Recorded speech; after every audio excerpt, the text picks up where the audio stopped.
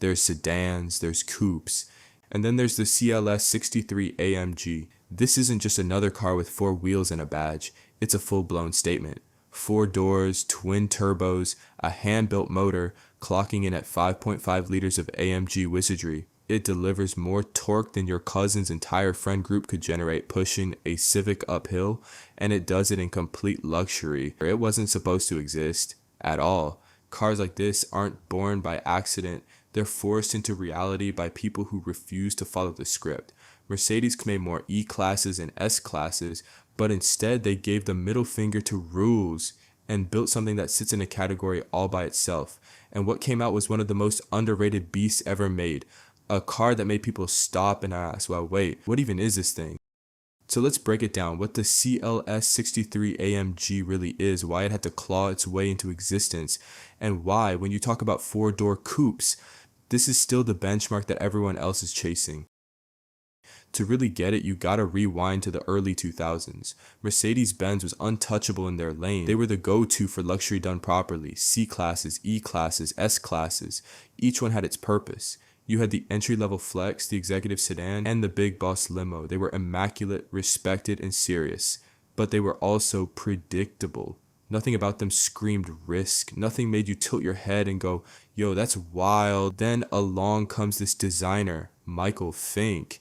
Dude looks at the lineup and basically says, okay, all this is great, but why don't we shake things up? Why don't we take the bones of a sedan, lower the roof, stretch the body, and carve it into something that looks like a sculpture on wheels? His pitch, make it look like it's doing 100 miles per hour while parked at Starbucks. The execs, they thought he was tripping. A coupe with 4 doors, too risky, too weird. Customers wouldn't get it. But Fink didn't back down. He kept pushing the idea, refining the sketches, arguing that luxury didn't always have to mean conservative. And eventually Mercedes blinked. Fast forward to 2004, and the first CLS class rolls off the line. And yo, when it dropped, the world didn't know what to make of it. That has 7 forward speeds, and for reasons we just can't quite fathom, 2 reverse speeds. On paper, it didn't fit any box. It wasn't a proper sedan. You couldn't treat it like an S-class. It wasn't a proper coupe either. It had too many doors. It was in this weird middle zone, but when you saw it, different story. That silhouette was unlike anything else on the road. It had that sleek, shark-like profile. It sat lower, flowed longer, and had an attitude the E-Class could never dream of. Slowly, people caught on. It wasn't about making sense. It was about making you feel something. The CLS wasn't practical, but it was striking. It was for the guy who didn't want the same Benz his boss had, or the same sedan his neighbor parked in the driveway. It was the car that said, I like my luxury spicy. And that's when AMG saw it. They saw that curvy canvas and thought, yeah, let's turn this thing into a weapon. And bruh, it was no joke. A supercharged 5.4 liter V8 putting down 469 horsepower and enough torque to rip asphalt off the highway. It was loud, fast, and borderline ridiculous for a 4-door. But AMG doesn't do half measures. So they leveled it up with the CLS63 AMG, powered by the M156 6.2 liter naturally aspirated V8. That engine was a legend, hand-built, screaming at 7,200 RPM and spitting out one of the nastiest exhaust notes you've ever heard. But here's the issue. It was a rev-happy, track-style motor. In a lightweight coupe, it's perfect. In a 4,000-pound luxury 4-door, kind of awkward. It sounded godlike, but it didn't have that instant low-end punch you want when you mash the throttle at a stoplight. It needed revs to wake up, and that clashed with the CLS's whole effortless flex vibe. So Mercedes AMG went back to the drawing board.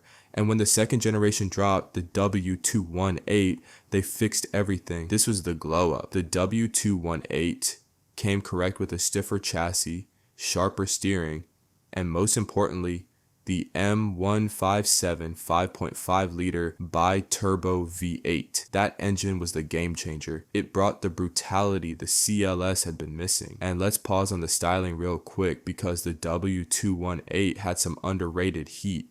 That rear end, clean, aggressive, and futuristic all at once. Those slim LED taillights wrapped around the back like they were pulled straight from a concept car at night when they lit up. Instant intimidation. It wasn't flashy like an Italian exotic, but it had that don't mess with me energy. You see those lights coming up in your rear view, you move over. It had presence without trying. Now let's talk about that engine. The M157, one of AMG's modern masterpieces, each one hand assembled under the one man, one engine mantra, tuned to be an absolute torque monster. It made the first gen's V8 feel like a warm-up act. The base model already delivered 518 horsepower and 516 pound-feet, but if you checked the box for the performance package or went S model, you were looking at 550 to 577 horsepower and nearly 600 pound-feet of torque. That's supercar territory back then. And the way it delivered power, pure violence, no lag, no waiting. You tap the pedal and it surges forward like you just got rear-ended by a freight train. Tuners loved it too. The block could take a beating, the turbos had headroom, and with a tune and bolt-ons, you're suddenly in the 700 plus horsepower club, all in a leather-wrapped, air-conditioned, massaging seat luxury machine. And the noise, bro, this wasn't some refined, pretty Italian wail. This was raw German chaos, metallic, thunderous, guttural. It sounded like mechanical rage bottled up and let loose on command. One stomp and the whole street knew you weren't playing. But here's the part people forget. The CLS63 wasn't easy to make work. Mercedes was trying to mash together three things that don't normally mix: luxury comfort, muscle car power, and coupe styling. That sloping roofline, sexy as hell, but it ate into rear headroom. The weight, 4,200 plus pounds of German engineering, so you had to control it or it'd roll around corners like a cruise ship. MG had to stiffen the chassis, engineer the ride control adaptive suspension, and fine-tune every piece so it didn't feel sloppy. And let's not forget, early ones were rear-wheel drive only, which meant in the rain, with 500 plus horsepower, they were basically drift machines you didn't sign up for. They were fast, but they could also kill you. Only later did Mercedes put 4MATIC in these cars, which suddenly made the CLS63 a legit year-round daily rocket. But those RWD models, certified widow makers, most car makers would have looked at all those issues: compromised rear space, heavy chassis, dangerous power delivery, and just shelved the idea. Let's stick to the E63. Let's not reinvent the wheel, but Mercedes didn't. They doubled down. They believed the CLS wasn't just about performance figures, it was about attitude. It was the anti-boring Benz, the car you bought not because it was the smartest choice, but because it was the boldest one. The CLS63 AMG wasn't built for the guy who wanted practical luxury. It was built for the guy who wanted to walk into a room and not have to say a word. The car spoke for you. It told the world, yeah, I could have bought an S-Class and wanted something meaner. I wanted something that looks good parked and even better flying past you. And that's why the CLS63 isn't just a car, it's a flex, it's a statement. It's one of those rare machines that didn't need to exist, but thank God it does. The CLS63 AMG isn't just legendary for what it was, it's legendary for what it created. Before it, the idea of a four-door coupe didn't exist. Mercedes took a gamble, blending coupe drama with sedan practicality, and it worked. That single move forced the whole industry to follow. Audi dropped the A7 in 2010, and when the RS6 arrived, it became a twin-turbo V8 Autobahn missile. Porsche answered with the Panamera, awkward at first, refined into a world-class sports sedan by its second generation. BMW chased with Grand Coupes, and Mercedes themselves evolved the formula. First with the AMG GT 4-door, sharper and faster, and today with the current CLS lineup.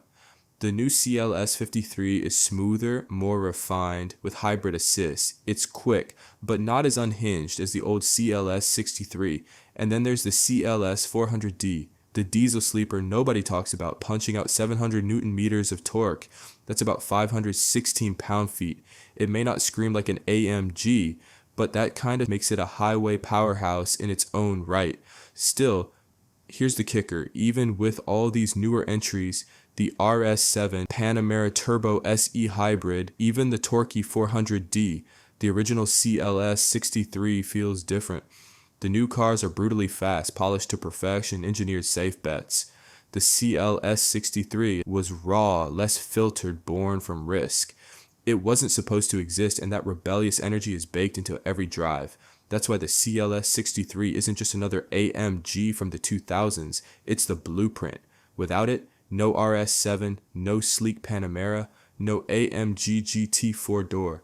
It proved drama and practicality could live in the same garage, and it kicked off a whole new class of performance sedans.